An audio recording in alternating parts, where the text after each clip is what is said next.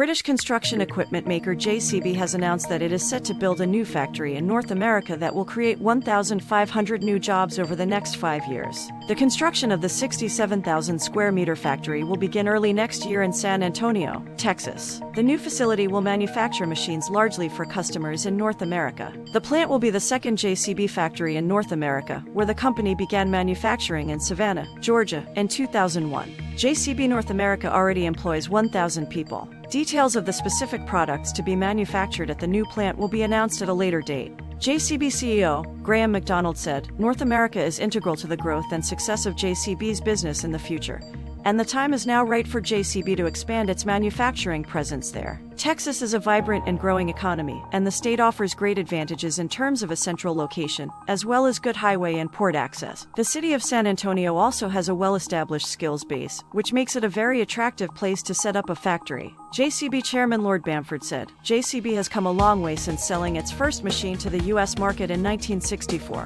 This new investment is good news for our North American customers and is a fantastic platform on which JCB can build." JCB has 22 factories around the world, including 11 in the UK, and others in India, Brazil, and China. The company will mark its 80th anniversary in 2025.